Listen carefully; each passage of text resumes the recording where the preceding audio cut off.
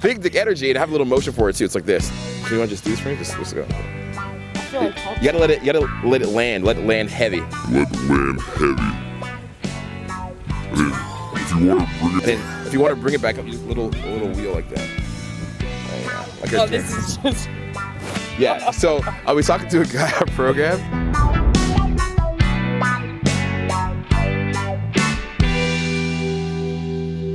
It's all about confidence, baby. Hey, we're starting a video now. It's Madison and it's Sarah from Real Social Dynamics, and we're sitting out here on Ocean Drive in Miami, South Beach, Florida. And I thought we would talk about an idea that is plaguing your mind. Have you talked to a girl recently and you said to yourself, damn, everything is on point, my conversation is flowing. For whatever reason, there is no sexual attraction in conversation. I feel like I can't be myself. It's a part that you may be holding back. What is that? That is embracing your sexuality as a man. You're not doing it. Maybe you feel ashamed to do it. Maybe you're embarrassed to do it, but you don't know how. But either way, it's plaguing all of your interactions. And I thought I'd bring Sarah on here to talk about it today, because you can tell Sarah is a very... What? What are you going to say? Sarah just naturally oozes confidence and sensuality. Correct? Am I correct in saying that? Embracing the sexuality. Embracing the sexuality. So we're both here to embrace our intersexualities and talk to you about it. Well, how we think about it, how we process it, and what are some ways you can go about doing that. Thank you for coming on the channel. Yeah, thank you. I think it's a really exciting topic to talk about because naturally, like, I guess I'm in that a lot of the time, and I like to bring that out of people. And so when I'm interacting, it's about finding a way that you can relax into it and actually feel natural and comfortable, because a lot of us don't feel comfortable. It's very, very hard to build up sexual tension with anyone, or even to mention that. So you fall into this category where you're just friends, or you just stay in that really safe conversation with someone, and it's really boring and you're not really expressing who you are. You've put up these big walls when really, if you knew how simple it was to embrace that side of you, you would be getting completely different results with people. You would be getting completely different sides of people. You know, like you could go into a situation with a particular mindset, right? And you're closed off. So the person is just going to mirror that and they're not going to open up to you. And the one key thing, if you want to start to become sexual and allow that side of you to come out, you have to let go of all of that. So I think it's definitely about the barriers that we keep up and how to break them down, which is exactly what we're talking about with bringing that sexual side of ourselves out. I concur. Yeah, I concur. I concur. I deeply concur. You know, you mentioned about being ashamed about it. People are very ashamed about it. Yourself, watching this video, you might feel a little reserved. It can happen because you came from a very reserved family, perhaps. You were brought up with the upbringing that was very religious. I know that I was, and that was something that impacted me a lot. Your parents would be very strict. Maybe they made you play the piano and the violin from the age of 10, and then let you go outside the house. Or maybe, oh, here's a big one that happens. Maybe when you're in high school, you like that first girl. Yeah. And what you did is you wrote, "Do you like me?" Circle 1, yes or no. And then she circled neither. She crunched up the paper and threw it on the floor. That's actually a true story happened to me. Did you do that, I did that. Yeah. It happened to me. How many of you have done that? How many of you done that? And if you haven't done that, I recommend you try it. It gets you to instructor level game later on in your life, of course. Not really, but it's a motivating But you have factor. to go through the rejections. Yeah. I sat there and I cried about it for a while. Then I decided to do something about it, and that led me to here, you know, like understanding like why I couldn't bring it out of myself. And so we're ashamed about it. Now, as let's say you're a man watching this, right? As a man, because we'll make it both even for both here. As a man watching this, you could say, well, you know, why is it that there's this girl in my office and she wears a push-up bra? Like, what does the push-up bra have to do with work? That doesn't help her at work and make her more intelligent. It just distracts me and shit, right? You could be thinking that. Or you'd be like, why is it that a woman who is large in her nutrition decisions, large in her body, why is it that she is voluptuous? But as a guy, it's called a dad bod. That's totally unfair. That's not fair. Well, that's one way that men are shamed. Women are shamed in the way they actually like a guy and want to go home with a guy. By their friends, they'd be called a slut. Now, to me, this was crazy because I didn't understand this because I didn't have friends for a long time. I just got friends. Finally, this year was the year I got friends. You got friends. I got a house, I got friends, okay? And I have friends that come over. Finally, you're not traveling the world. Yeah. You're not trying to make friends everywhere you go. You have a home. Yeah. Now I have all of my home and my friends in one location. Okay, and I realized this, like, so the way that friendship apparently works, is that you see these people like once a week every time, right? Like you see them like at an event or at each other's house or whatever. And these girls would like a guy, but if they hooked up with a guy, there'd be this repercussion of it. Every week their friends would be like, remember, you hooked up with Sergio. Remember Sergio? You got it with Sergio. Remember that? And they like would completely repeat it. So even though it was a one night thing, might have happened one night, their friends would repeat it for like weeks and months to come. Wait, are you saying the girls repeat it or the guys will? The girls, for the girls' friends, would repeat it to the girl. Yeah. So it becomes a thing that goes on. You have some experience? Well, do I have some experience? Yeah, we like to talk. Girls really like to talk. We like to discuss everything, every single detail about how the experience was. But I was just asking because I think when you're somebody, whether you're a guy or a girl, if you talk about your experiences with someone, it actually breaks the trust. So I think it's an interesting topic there because that causes women especially and guys, if someone's going out there after you've had an experience with them, a unique, beautiful experience that you and that person shared, and then they go and tell everyone that you know, it's really hard for you to then open up. It's very hard for you to then go out with this confidence that you had maybe when you met that first person. It's all gone because they shattered that. So you have to find a way to not be affected by people doing that, but also you don't want to be around or have that many experiences with people that are or do have that personality that go around and talk like that. I think that's a huge thing that crushes people's confidence and being able to express themselves. Tell them about your experience on programs and boot camps lately, because you just started doing your tour, right? Yes. And I noticed on your Instagram, you're always like, I'm meeting you individuals out there, and what I'm noticing, you're so shamed. Like, talk about the people that you've met, especially like in Europe and other countries, how it differs, like the attitude about these guys that are shamed and how they can't even express themselves, really. Yeah, it's phenomenal. It's really, really sad. You didn't know it was like that before. No, I had before you started teaching. Right? Yeah, You had no idea. Like Yeah, a general idea, but when you're actually there coaching and seeing it firsthand, it's mind-blowing. The social conditioning, which I think you mentioned just before, you develop these traits. You develop it, and a part of, like, you don't even know, you don't even understand that you're doing it until someone says to you, looks you in the eye and tells you, why are you so quiet? Why don't you say anything? Why don't you make a decision? Why are you always sitting on the fence? Why are you waiting until women or guys are hitting you, practically screaming at you to show one little bit of emotion? Just being able to have a sense of control over your emotions or an ability to let them come out freely when they come up. That's how you get to sexually expressing yourself. Even just expressing yourself, I find people are so consumed and so conditioned. I believe it's 100% the conditioning and the fact that you're okay with that.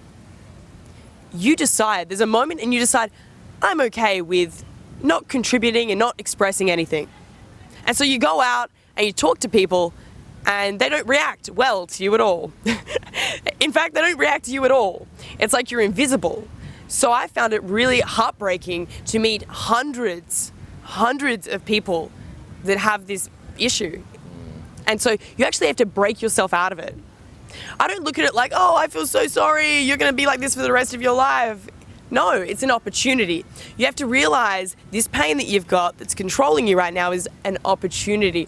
I often smile. I would meet people and they would tell me these horrible stories and how they are and how they haven't been able to even communicate with people and they're too scared to go out and talk or be a part of society. And I'm almost smiling because it's really exciting. Change your relationship with it. Change your relationship with this failure of who you think you are and this time that you've wasted into the best opportunity. You are actually blessed. And that's what I realized. Making that transition was huge. Seeing their transformations, that's what's so rewarding. So if you're at a point right now and you go, hey, that's me, yeah, I find it really hard to connect with people, let alone even be expressive sexually, then that's fantastic. Because right now, you have that opportunity to go into this. Yeah. I concur as well. Yeah. I like the way you're so passionate about it because you are. Yeah, you I are. am. I'm so passionate. Stop. Express yourself. Express yourself. I like how passionate you are because it's like, I remember the first time I started teaching this, like about 4 years ago, I was like, oh my gosh, this is a thing.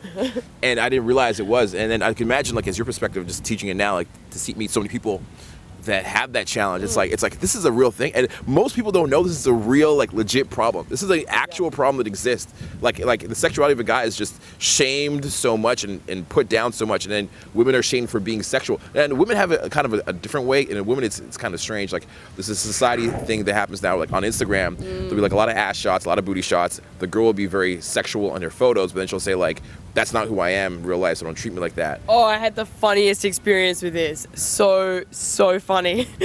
But I met this girl, you know, Bumble? Are you familiar with this platform? Bumble, you can... Have you been living under a rock? Are you? Because I'm traveling, yeah. Right.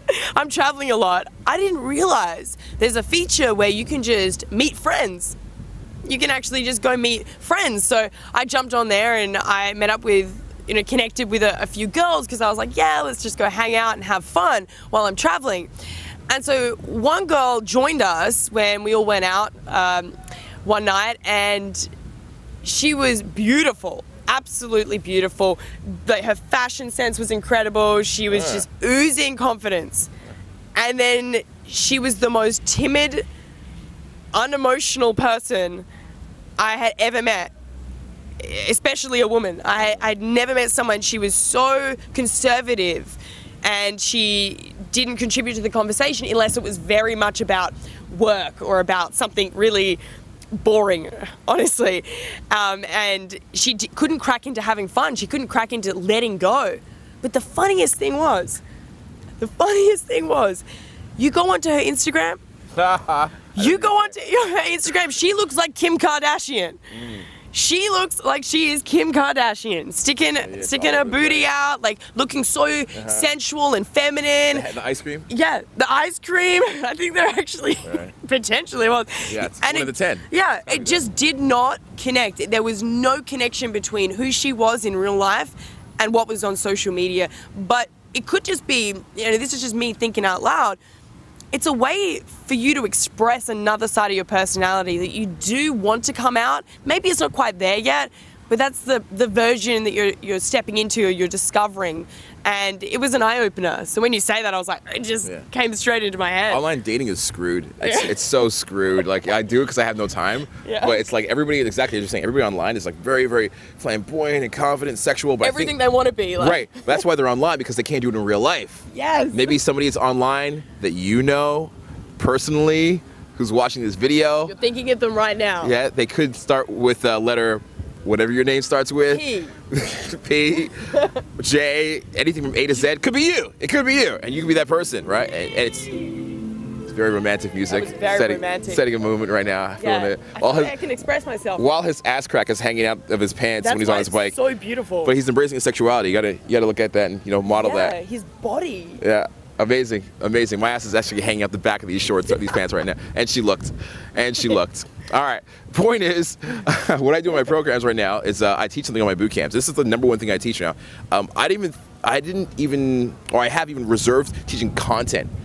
I'm hesitant to teach content. There's so much content out there. There's a million videos. There's like so many programs, and you think another theory or idea will change it, but it's not the content. It's like the feeling, the emotion of it. So what I'm teaching now on my program is something I call big dick energy, and I have a little. Whoa. I like the way you pretend you've never heard that today before. That? Yeah, what is that today? Big dick energy, and I have a little motion for it too. It's like this. Can you want to just do this for me? Let's go. I feel uncomfortable. You gotta let it land. Let it land heavy. And then if you want to bring it back up, you just a little wheel like that. Yeah, like a this is just. Yeah. So I was talking to a guy on a program. I'm concerned about what this is. It's big dick energy. I'm talking to a guy on a program. He's like, you know, I did everything. I was really friendly and da da da da. It's like, I don't know what happened. And my answer to him is just. No words necessary. No words necessary. And he instinctively knows what that means. What does that mean? It means not being assertive. It means not expressing your will. It means not being a leader. Saving the day, solving problems when they come up. You know, if you have a partner with you and there's like, where do you want to go? I don't know. Where do you want to go for dinner? Where do you want to go for dinner? Where do you want to go for dinner? Where do you want to go for dinner? I don't know. You decide. As long as you're happy. Make a decision. Yeah, you don't make a decision? Make a decision. Make one right now. What are you deciding right now? Just choose a side. Choose a side. Exactly. Choose a side. Or it could be, what's another one that happens a lot? Perfect one on boot camp. There's like the guy who's like making out with the girl, kissing, not about to make out with her. She wants it. She's waiting. She's waiting. She's waiting. The window of opportunity is there. She's looking at him with stars in her eyes, and I can't do it because you're a colleague, and it's and it's hilarious. And I'm like, come on, go for it, go for it. And the girl just like eventually gets pissed off because he doesn't make the move, and she like leaves, and he's like, I don't know what happened. I'm like, she liked you. He's like, really? I'm like, yeah, she liked you. I see it so often. It just hurts my soul. And I think the way you can first start tapping into this big dick energy is just expressing what your desires are, expressing your desire for the other person. Now, when you express a desire, it's not just like, I want you, or get in my bed, or take off your pants, or your skirt. It's not that. Yeah, and it's not. And on the other side, the flip side as well. It's not as just simple as sometimes I like you. That can be like, oh, thanks, or like, you're pretty. You're pretty. You're so pretty, Sarah. You're so pretty. Oh my gosh, Sarah, you're pretty. Yeah. Has anybody ever told you that you're pretty? You're so pretty. And then what's your reaction? And then what's your reaction to that? Oh, thanks. No, thank you. Oh, thanks. Can I eat my sandwich now? Yep. That's your reaction to it. So I think if you're too soft on it, it doesn't work either. I think there's a nice middle ground that you have to experiment with and try to find. Yeah, I think you don't even mention it. Why do you feel it's necessary to mention whether someone's pretty or not? The more you draw the attention to something like that, the more the other person's going to feel weird about it. So maybe just don't mention it. Everyone's on the same level.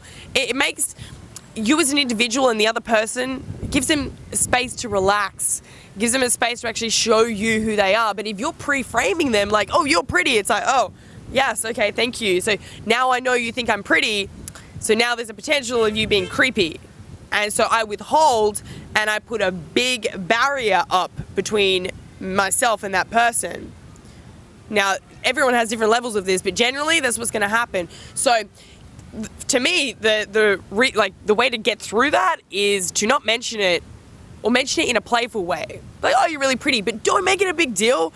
Don't like gawk into their eyes and like, you're so amazing. I felt that. You're so amazing. I believe it. Like, incredible. I've never met anyone so incredible as you. Yeah. Like, what do? You just you're like, I'm like, yes, that makes sense. That makes a lot of sense in my mind. My point is, don't pre-frame these situations before you go in, because you're setting yourself up for failure. And you're not going to be able to express yourself naturally, and neither is the other person. So don't pre-frame it.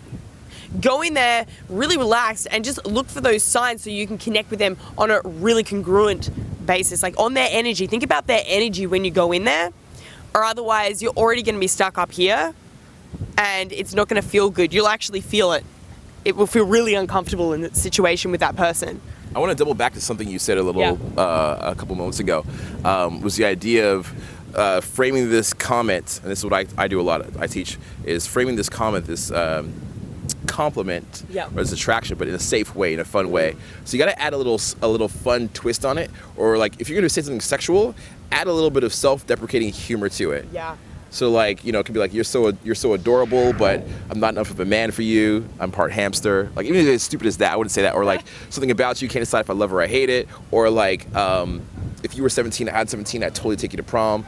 I'd steal your dad's car and take you down to the beach and maybe lose my virginity if I'm lucky, right? Like a little way of joking about it. So you're making the initial flirt, but at the same time, you're pulling it back and you're giving the person room to get out of it so that they don't feel cornered by this sexual or this compliment that you're giving them, or this interaction. Now, you don't do this to strangers on the street, like not like that, but it's somebody you're already talking to for like 10, 15 minutes, maybe at a bar, or somebody you've already met in the daytime, you're exchanging numbers with, and now you're on the date. If you want to say something like this, it'd be a great time to do it, but again, you got to balance it out between it being, you got to balance it out between very, very innocent and it being very, very naughty and over the top. Give the person room to get out of it. Add a little joke, a little bit of a humor on it. That's a nice little touch. So there's a bee that just landed on my leg. Anyways, point is, Sarah actually has a method when it comes to breaking down how to embrace her sexuality, as there's a bee here on my leg. Actually flew into my crotch and then flew into my leg. The bee is embracing its sexuality right now. What's that? Bzz, bzz, bzz, bzz, bzz. What are you doing later? Bzz, bzz, bzz. What part of town are you from? Bzz, bzz, bzz. I got it. You slick He's bee. Adapting. You naughty bee, you naughty bee.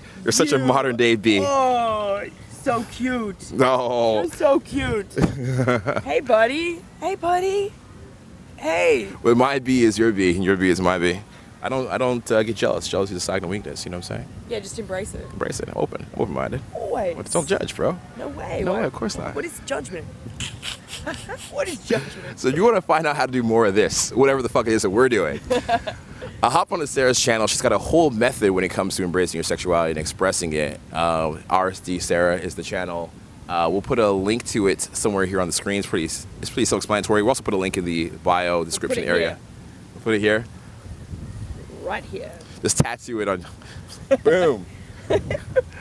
So check that out when you can. Oh, there he goes. Bye, little bee buddy. Yeah, so it really ties into what we've just been talking about in this video. And I created a method, which is called the AIM method. And this method allows you to understand exactly how to hit the sweet spot in every social interaction that you have, so that you're going in and you know exactly what to look for, and so you can come in really naturally. So we actually go through key systems on how to do this in the next video. It's part 2 of this video, where we actually discuss how it ties into everything that we've gone on in this video. And Madison will be on that channel as well. I'll be there. He'll be there. I'll be there. Oh my gosh, RSD Madison, really? You're gonna be there? So jump on there, guys, and we will be discussing that further.